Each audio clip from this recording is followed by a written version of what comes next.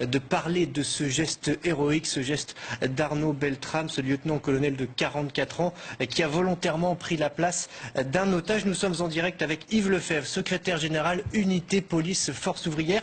Bonsoir. Alors ce soir, on est forcément tous inquiets pour le lieutenant-colonel Beltrame. Est-ce que vous avez de ces nouvelles ? Non, j'ai pas de ces nouvelles. Je viens d'échanger il y a quelques instants avec le général Lézuré pour lui apporter tout notre soutien, le soutien de tous les policiers à cet héros, à ce héros du jour. Franchement, cet homme a eu un courage incommensurable. Il a permis de sauver des vies humaines. Il s'est, à proprement parler, sacrifié pour permettre à cet otage de sortir, mais en même temps pour permettre de diriger les forces d'intervention. On est, nous policiers, nous gendarmes, on est tous admiratifs ce soir et on souhaite qu'une chose, c'est que ce compagnon d'armes puisse revenir parmi nous le plus vite possible. Yves Lefebvre, c'est une action purement personnelle, hein, c'est un geste spontané qu'il a eu, ça ne fait pas partie de la mission à proprement parler. On ne peut pas imaginer que ça a été tactique ou que ça a été voulu par ses supérieurs. Non, non, bien évidemment que non. Les instructions sont les mêmes, que ce soit pour les gendarmes que pour les policiers.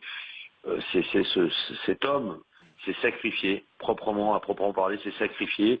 Il savait vers quoi il allait, il savait que la mort était à portée de main, passez-moi l'expression, il savait qu'il risquait sa peau tout simplement, mais il a fait ça pour protéger les hommes et les femmes qu'il a sous ses ordres, bien évidemment, parce que nous étions en secteur gendarmerie, mais aussi pour mes collègues policiers, pour les hommes de la BRI Toulouse qui étaient présents sur place, et ensuite pour permettre aux effectifs et de la BRI et du GIGN et du RAID de mener à bien ce qui s'est conclu par être, à savoir l'assaut. C'est un acte spontané, c'est un acte qu'on ne peut être, nous, policiers, gendarmes, nous, forces de l'ordre, on ne peut être que profondément admiratifs de ça. Yves Lefebvre, il y a 2 autres gendarmes qui ont été blessés dans l'intervention. Les forces de l'ordre paient une nouvelle fois un lourd tribut aujourd'hui.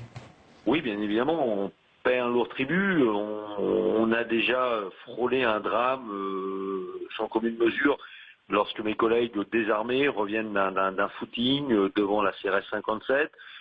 Bien évidemment, ils s'attendaient à tout. Ils ont eu eux aussi un courage incommensurable parce ils se sont d'abord protégés, ils se sont couchés à terre et ils ont ensuite, quand le véhicule prend la fuite, quand ils s'aperçoivent que l'individu ne peut pas recharger son arme pour tenter définitivement de les tuer, tentent de collecter un d'entre eux, se projette immédiatement derrière le véhicule pour essayer de voir le numéro du véhicule, l'immatriculation du véhicule, pour avoir des indices permettant derrière.